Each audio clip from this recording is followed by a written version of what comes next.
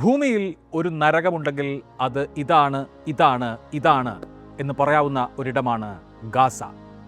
ഇസ്രയേലിനും Mediterranean കടലിനും ഇടയിൽ കിടക്കുന്ന 365 square kilometre മാത്രം വിസ്തീർണമുള്ള പ്രദേശം. ഇന്ന് ലോകത്തെ ഏറ്റവും വലിയ ജയിലോ ഏറ്റവും വലിയ കോൺസെൻട്രേഷൻ ക്യാമ്പോ ആണ്. ആ ഇടത്തേക്ക് ഇസ്രയേൽ കരയുദ്ധം കൂടി ആരംഭിച്ചതോടുകൂടി പലസ്തീനിലെ മനുഷ്യർക്ക്, ഗാസയിലെ മനുഷ്യർക്ക് നക്ബയുടെ ഓർമ്മകൾ ഉണരുകയാണ്. രണ്ടാം നക്ബ സംഭവിക്കുകയാണോ ഗാസയിൽ, പലസ്തീനിൽ?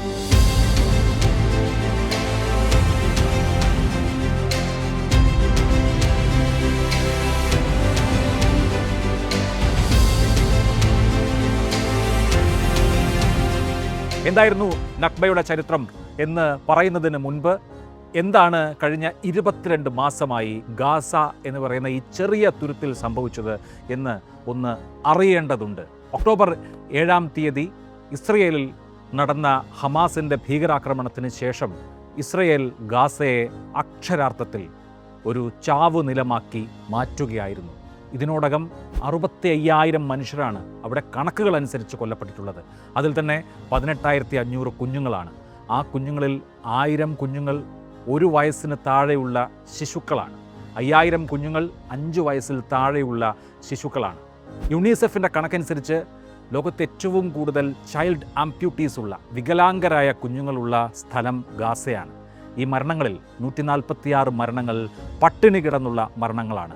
1000-ലധികം മരണങ്ങൾ എയ്ഡ് സെൻ്ററുകളിൽ ഭക്ഷണം വാങ്ങാൻ പോകുന്ന വേളയിൽ, ഭക്ഷണത്തിന് കാത്തു നിൽക്കുന്ന വേളയിൽ ആക്രമണത്തിൽ കൊല്ലപ്പെട്ടവരാണ്. ഇങ്ങനെ ആധുനിക കാലത്തെ ഏറ്റവും വലിയ മനുഷ്യഹത്യ നടന്നുകൊണ്ടിരിക്കുകയാണ്. ഈ നടക്കുന്നത് വംശഹത്യയല്ല എന്ന് വാദിക്കുന്നവരുണ്ട്, വംശഹത്യയാണോ എന്ന് സംശയിക്കുന്നവരുണ്ട്. എന്നാൽ ഐക്യരാഷ്ട്രസഭ നിയോഗിച്ച സ്വതന്ത്ര അന്വേഷണ കമ്മീഷൻ അവരുടെ റിപ്പോർട്ട് ഇപ്പോൾ വെളിവാക്കിയിട്ടുണ്ട്. UN നിയോഗിച്ച വസ്തുതാന്വേഷണ കമ്മീഷൻ പറയുന്നു ഗാസയിൽ നടക്കുന്നത് വംശഹത്യയാണെന്ന്. ഇതിനോടകം തന്നെ ജിനോസൈഡുമായി ബന്ധപ്പെട്ട് റിസർച്ചുകൾ നടത്തുന്ന നിരവധി സ്ഥാപനങ്ങൾ, വ്യക്തികൾ, റിസർച്ചേഴ്സ് ഇതൊരു കൃത്യമായ വംശഹത്യയാണ് എന്ന് പറയുമ്പോൾ ഇപ്പോൾ ഐക്യരാഷ്ട്രസഭ തന്നെ നിയോഗിച്ച അന്വേഷണ കമ്മീഷൻ പറയുന്നു 1948-ലെ ജിനോസൈഡ് കൺവെൻഷൻ അനുശാസിക്കുന്ന 5 കാര്യങ്ങളിൽ 4 ഇതിനോടകം തന്നെ ഗാസയിൽ നടന്നു കഴിഞ്ഞു. അതുകൊണ്ട് ഇതൊരു തികഞ്ഞ വംശഹത്യയാണ് എന്ന്.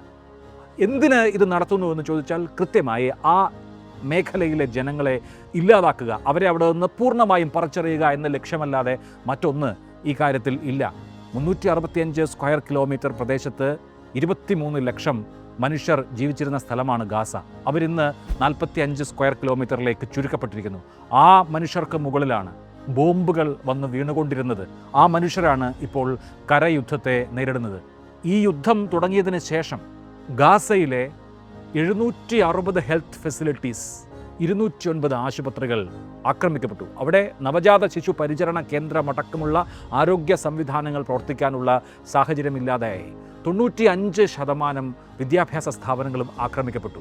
ഗാസ എന്ന് പറയുന്ന സ്ഥലം ഇന്ന് മനുഷ്യർക്ക് താമസിക്കാൻ സാധിക്കാത്ത, മനുഷ്യവാസം സാധ്യമല്ലാത്ത ഒരിടമായി മാറിയിരിക്കുന്നു. അവിടുത്തെ എല്ലാ സിവിലിയൻ ഇൻഫ്രാസ്ട്രക്ചറുകളും നശിപ്പിക്കപ്പെട്ടിരിക്കുന്നു. അത് ആരോഗ്യ സംവിധാനമാവട്ടെ, അത് വിദ്യാഭ്യാസ സംവിധാനമാവട്ടെ, അത് മറ്റ് റിക്രിയേഷണൽ സംവിധാനങ്ങളാവട്ടെ, സമ്പൂർണ്ണമായി നശിപ്പിക്കപ്പെട്ടിരിക്കുന്നു. അങ്ങനെ അതുകൊണ്ടാണ് ഞാനിത് ഭൂമിയിലെ നരകം എന്ന് പറഞ്ഞത്. നമ്മുടെ ആധുനിക കാലത്ത് ഒരു ഭൂപ്രദേശത്തെ ഇത്തരുണത്തിൽ അധിവസിക്കാൻ കൊള്ളാത്ത ഒരു ഇടമാക്കി മാറ്റിയതിന് പിന്നിൽ ഒരു പ്രത്യയശാസ്ത്ര പദ്ധതി കൂടിയുണ്ട്. അത് സമ്പൂർണ്ണമായി അറബ് വംശജരെ ആ മേഖലയിൽ നിന്ന് കുടിയൊഴിക്കുക എന്നുള്ള പദ്ധതി തന്നെയാണ്. കരയുദ്ധത്തെ നേരിടുന്ന പലസ്തീനിലെ മനുഷ്യർക്ക്, അല്ലെങ്കിൽ ഗാസയിലെ മനുഷ്യർക്ക് ഓർമ്മകൾ ഉണ്ടായിരിക്കും. കാരണം അതിൽ പലരും, അവരുടെ മുൻ തലമുറ ഗാസയിൽ മെയിൻലാൻഡിൽ നിന്ന് അഭയാർത്ഥികളായി എത്തിയ ആളുകളാണ്. അവരുടെ ബന്ധുക്കൾ പലരും ലെബനനിലും ജോർദാനിലുമുണ്ട്. 1948-ൽ നക്ബ സംഭവിക്കുന്നതിന് മുൻപ് എന്തൊക്കെ സംഭവിച്ചു എന്നുള്ളതിൻ്റെ ചരിത്രം ഇന്നത്തെ ഇസ്രയേലിൻ്റെയും ഇപ്പോഴത്തെ ഗാസയുടെയും കൂടി ചരിത്രമാണ്.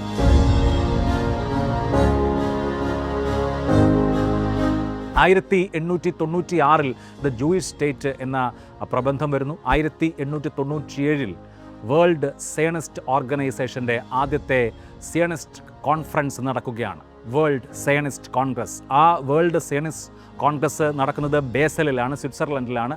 ആ ബേസൽ പ്ലാൻ അനുസരിച്ച്, ആ ബേസലിൽ വന്ന നിർദ്ദേശമനുസരിച്ചാണ് പലസ്തീനിലേക്കുള്ള ഇപ്പോഴത്തെ പലസ്തീനിലേക്കുള്ള ജൂത കുടിയേറ്റം ആരംഭിക്കുന്നത്. അങ്ങനെ ലോകത്തിൻ്റെ വിവിധ ഭാഗങ്ങളിൽ നിന്ന്, വിശേഷ്യ യൂറോപ്പിൽ നിന്ന് ഇപ്പോഴത്തെ പലസ്തീൻ മേഖലയിൽ സ്ഥലം വാങ്ങിയ ആളുകളാണ് ആദ്യത്തെ അവിടുത്തെ കുടിയേറ്റക്കാർ, ആധുനിക കാലത്തെ ആദ്യത്തെ കുടിയേറ്റക്കാർ. തുടർന്ന് അങ്ങോട്ടുള്ള വർഷങ്ങളിൽ ഇവിടെ ഈ പലസ്തീൻ എന്ന് പറയുന്ന സ്ഥലത്ത് ഒരു ജൂവിഷ് ഹോംലാൻഡ് ഉണ്ടാക്കുക എന്നുള്ളതായിരുന്നു ബേസൽ പ്ലാനിൻ്റെ ഉദ്ദേശം. അതിനുവേണ്ടി തിയഡോർ ഹെർസൽ നിരവധി ശ്രമങ്ങൾ നടത്തുന്നുണ്ട്. അദ്ദേഹം ജർമ്മനിയുടെ രാജാവായ കൈസർ വില്യമിനെ ബന്ധപ്പെട്ട് തുർക്കിയെ ഈ കാര്യത്തിൽ പ്രേരിപ്പിക്കാൻ ആവശ്യപ്പെടുന്നുണ്ട്. അന്ന് ഓട്ടോമൻ സാമ്രാജ്യത്തിൻ്റെ ഭാഗമാണ് ചരിത്രപരമായ പലസ്തീൻ. പക്ഷേ തുർക്കി അങ്ങനെ ഒരു ആവശ്യം അംഗീകരിക്കുന്നില്ല.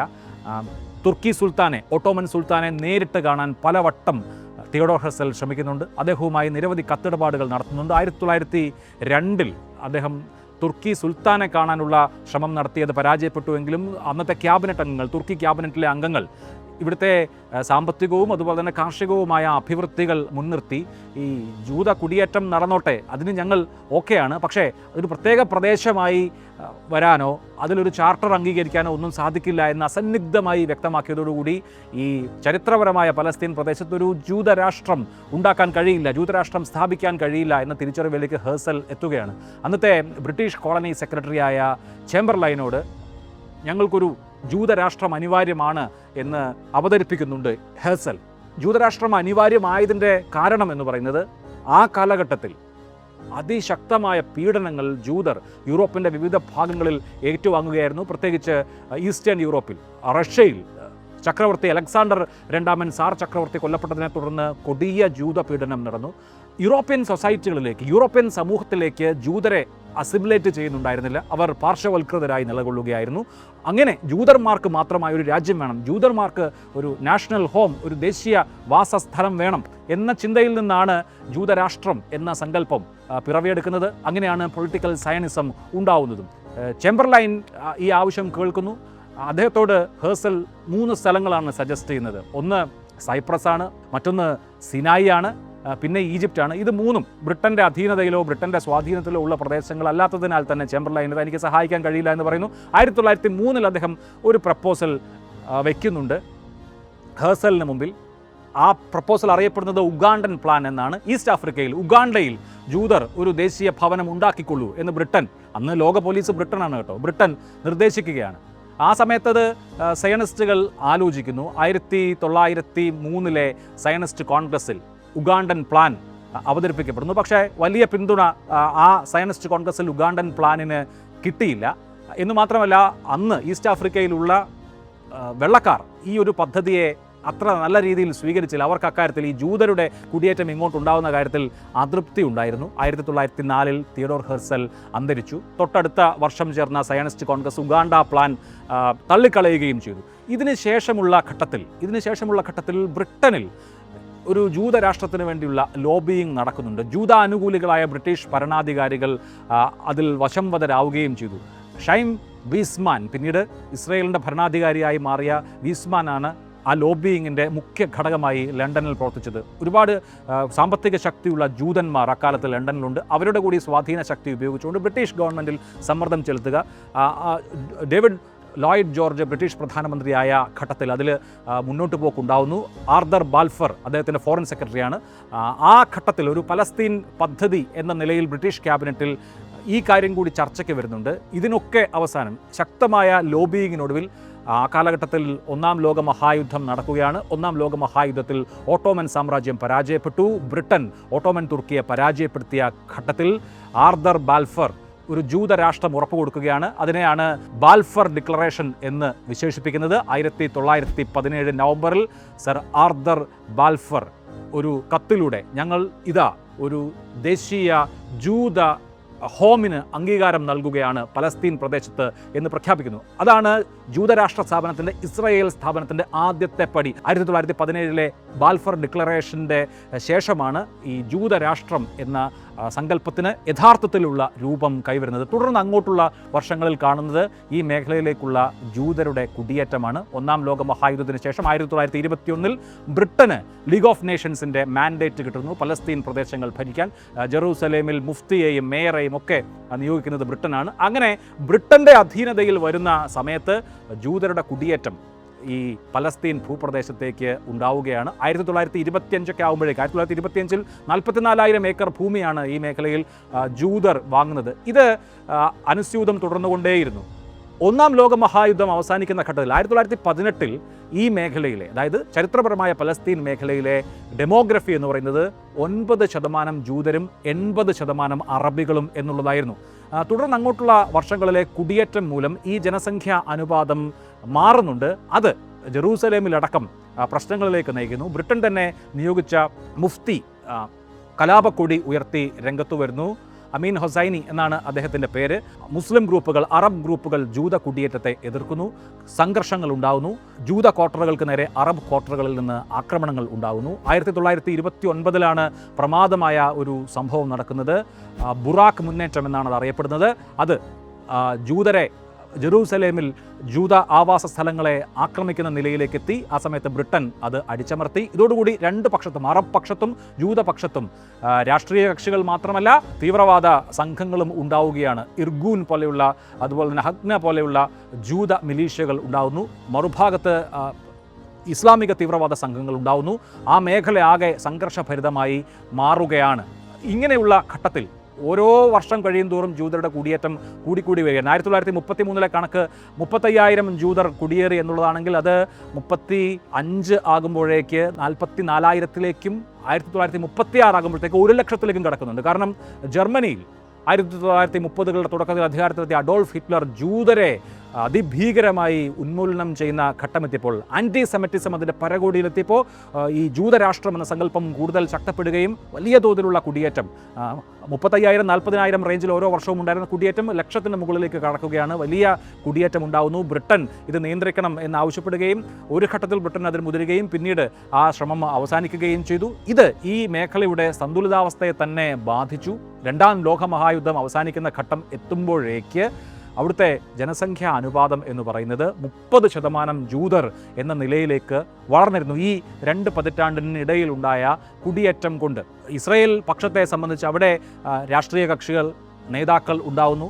വ്ളാഡിമിർ ജബോട്ടിൻസ്കിയെ പോലെയുള്ള തീവ്രവാദ പക്ഷക്കാരുണ്ടാകുന്നു. മെനഷം ബെഗിനെ പോലെയുള്ള നേതാക്കളും പ്രവർത്തകരും അവർക്കുണ്ടാകുന്നു. ഷിയാം വീസ്മാൻ ലിബറൽ നിലപാടെടുക്കുന്ന ഇസ്രായേൽ നേതാവ് എന്നുള്ള നിലയിൽ അവിടെ ശ്രദ്ധേയമാകുമ്പോൾ, ഡേവിഡ് ബെൻ ഗൂരിയോൺ അദ്ദേഹത്തിൻ്റെ സംഘടന കൂടുതൽ രാഷ്ട്രീയ അധികാരവും രാഷ്ട്രീയ ശക്തിയും നേടുന്നു. ജൂതരിലെ ഏറ്റവും പോപ്പുലർ ആവുന്നു. മറുവശത്ത് ജെറൂസലേം മുഫ്തിയുടെ നേതൃത്വത്തിൽ ഇസ്ലാമിക പക്ഷം ശക്തമാവുന്നു. അവിടെ തന്നെ പല ഡിവിഷനുകൾ ഉണ്ടാവുന്നു. ഇങ്ങനെയുള്ള കാലഘട്ടങ്ങളിൽ അങ്ങോട്ടും ഇങ്ങോട്ടുമുള്ള ആക്രമണങ്ങളും തീവ്രവാദ ശ്രമങ്ങളുണ്ടാവുന്നു. കിങ് ഡേവിഡ് ഹോട്ടൽ എന്ന ബ്രിട്ടീഷ് ഭരണത്തിൻ്റെ ആസ്ഥാനം തന്നെ ഇർഗൂൻ എന്ന ജൂയിഷ് തീവ്രവാദ സംഘടന ആക്രമിക്കുകയും 100ഓളം പേർ മരിക്കുകയും ചെയ്തു. ബ്രിട്ടീഷ് ഭരണകാലത്തെ ഏറ്റവും വലിയ ഭീകരാക്രമണങ്ങളിൽ ഒന്ന് ഈ കിങ് ഡേവിഡ് ഹോട്ടൽ ആക്രമണമായിരുന്നു. ഇങ്ങനെയുള്ള നിരന്തരമായ സംഘർഷങ്ങളുടെ ഇടയിൽ 1947 ആകുമ്പോഴേക്ക് ഞങ്ങൾക്ക് ഭരിച്ചു മതിയായി എന്ന് ബ്രിട്ടൻ തീരുമാനിക്കുകയാണ്. ഇനി ഈ മേഖലയിൽ നിന്ന് പിൻവാങ്ങണം എന്ന് ബ്രിട്ടൻ തീരുമാനിക്കുകയാണ്. 1947 ബ്രിട്ടൻ ആ തീരുമാനം അറിയിക്കുന്ന പശ്ചാത്തലത്തിൽ എങ്ങനെ എന്ത് ചെയ്യണം ഈ മേഖലയെ എന്നൊരു ചർച്ച യുണൈറ്റഡ് നേഷൻസിൽ നടക്കുകയാണ്. യുണൈറ്റഡ് നേഷൻസ് രൂപം കൊണ്ട് ആദ്യത്തെ വർഷങ്ങളാണ് എന്നോർക്കണം. അതിനു മുൻപ് ഈ പ്രശ്നം പരിഹരിക്കാനുള്ള ശ്രമങ്ങൾ ബ്രിട്ടൻ്റെ ഭാഗത്തു നിന്ന് നടത്തിയിരുന്നു. ആദ്യത്തെ ശ്രമം എന്ന് പറയുന്നത് 2 കൂട്ടരെയും ഉൾക്കൊള്ളിച്ചുകൊണ്ടുള്ള ഒരു ഭരണ സംവിധാനം ഉണ്ടാക്കുക. 10 അറബ് വംശജരും 2 ജൂതരും എന്ന 1920-കളിലെ പദ്ധതി ജെറൂസലേം മുഫ്തി തള്ളിക്കളഞ്ഞു. ഒരു കാരണവശാലും ജൂതരുടെ പ്രാതിനിധ്യം അനുവദിക്കില്ല എന്നുള്ളതായിരുന്നു അദ്ദേഹത്തിൻ്റെ നിലപാട്. ആ ഭരണ സംവിധാനം എന്നുള്ളത് അതുകൊണ്ട് തന്നെ നടപ്പായില്ല, അത് നടന്നില്ല. അതിനുശേഷം ഒരു രാജ്യവിഭജന പദ്ധതി ഉണ്ടാക്കി. പീൽ കമ്മീഷൻ എന്നറിയപ്പെടുന്ന എറിക് പീലിൻ്റെ കമ്മീഷനാണ്.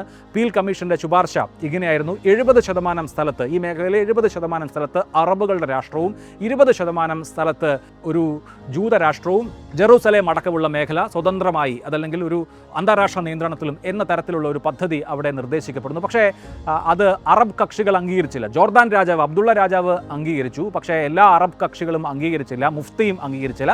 അതേസമയം ഈ പദ്ധതി 20% സ്ഥലത്ത് രാഷ്ട്രം എന്ന പദ്ധതി സയനിസ്റ്റുകൾ അംഗീകരിച്ചു, പക്ഷേ അറബുകൾ അംഗീകരിക്കാത്തതുകൊണ്ട് തന്നെ ആ പദ്ധതി നടന്നില്ല.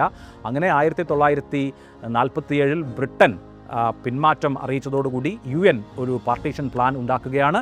യുണൈറ്റഡ് നേഷൻസിൻ്റെ ഐക്യരാഷ്ട്ര സഭയുടെ റെസൊല്യൂഷൻ, ജനറൽ കൗൺസിൽ റെസൊല്യൂഷൻ 181-2 അനുസരിച്ച് 55% സ്ഥലത്ത് ജൂതരാഷ്ട്രവും 45% സ്ഥലത്ത് അറബ് രാഷ്ട്രവും എന്ന UN പാർട്ടീഷൻ പദ്ധതി ഉണ്ടാവുന്നു. ജെറൂസലേം ഒരു അന്താരാഷ്ട്ര നിയന്ത്രണത്തിലുള്ള സംവിധാനം എന്നുള്ളതായിരുന്നു ആ പദ്ധതി. അത് ഇസ്രയേൽ അംഗീകരിച്ചു, പക്ഷേ അറബ് രാഷ്ട്രങ്ങൾ അംഗീകരിച്ചില്ല. പക്ഷേ UN ആ പ്രമേയം പാസ്സായി. ബ്രിട്ടൻ പിൻവാങ്ങിയതിനെ തുടർന്ന് 1948 മെയ് മാസം 14 ഇസ്രയേൽ രാഷ്ട്രപ്രഖ്യാപനം നടത്തി. David Ben Gurion Tel Aviv മ്യൂസിയത്തിൽ ഒരു രാഷ്ട്രപ്രഖ്യാപനം നടത്തി. അങ്ങനെ ഇസ്രയേൽ രാഷ്ട്രം സാധ്യമായി. തൊട്ടടുത്ത ദിവസം തന്നെ 4 അറബ് രാഷ്ട്രങ്ങൾ പുതുതായി പിറന്നു വീണ ഇസ്രയേലിനെ ആക്രമിച്ചു. സിറിയ, ജോർദാൻ, ഈജിപ്റ്റ്, ഇറാഖ് 4 രാജ്യങ്ങൾ ആക്രമിച്ചു. ആ യുദ്ധം ആധികാരികമായി ഇസ്രയേൽ ജയിക്കുന്ന സ്ഥിതിവിശേഷമാണ് ഉണ്ടായത്.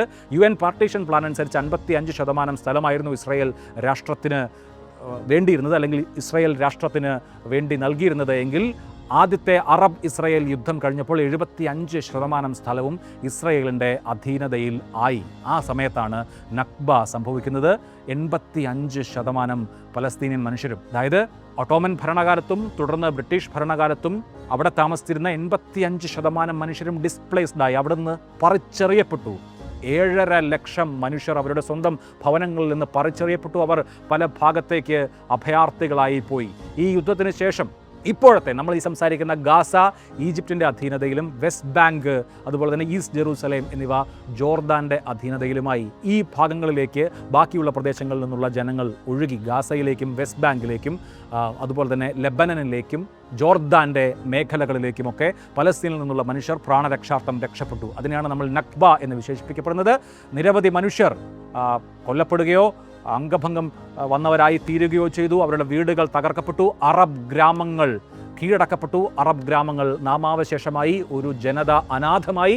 ആ അനാഥത്വം ഇന്നും തുടരുകയാണ്. തുടർന്ന് അങ്ങോട്ട് 75 വർഷത്തെ പലസ്തീൻ്റെ സ്വാതന്ത്ര്യ സമരമുണ്ട്. അത് പൂർണ്ണമായും നമുക്ക് വേറൊരു വീഡിയോയിൽ പറയാം. തുടർന്ന് അങ്ങോട്ട് വീണ്ടും അറബ് ഇസ്രയേൽ യുദ്ധമുണ്ടായി. 1967 യുദ്ധത്തിൽ ജോർദാനിൽ നിന്ന് വെസ്റ്റ് ബാങ്കും ഈജിപ്തിൽ നിന്ന് ഈ ഗാസയും ഇസ്രയേൽ പിടിച്ചെടുക്കുന്നതോടുകൂടി അധിനിവേശം ആരംഭിക്കുകയാണ്. 1967 6 ദിന യുദ്ധം മുതൽ 1967 മുതൽ ഗാസയും വെസ്റ്റ് ബാങ്കും ഇസ്രയേലിൻ്റെ അധീനതയിലാണ്.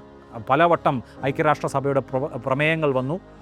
ഐക്യരാഷ്ട്രസഭ 1967 യുദ്ധത്തിന് ശേഷം UN സെക്യൂരിറ്റി കൗൺസിൽ പ്രമേയം 242 അനുസരിച്ച് 67 യുദ്ധത്തിന് മുമ്പുള്ള മേഖലകളിലേക്ക് ഇസ്രയേൽ പിന്മാറണം, അതനുസരിച്ചുള്ള അതിർത്തി പാലിക്കപ്പെടണം എന്ന പ്രമേയം ഏകകണ്ഠമായി പാസാക്കിയെങ്കിലും അതിനൊരു വിലയുണ്ടായില്ല. പലസ്തീൻ്റെ സ്വയം നിർണ്ണയാവകാശം 1974 ഐക്യരാഷ്ട്രസഭ അംഗീകരിച്ചു. പക്ഷേ അതുകൊണ്ടൊന്നും കാര്യമുണ്ടായില്ല.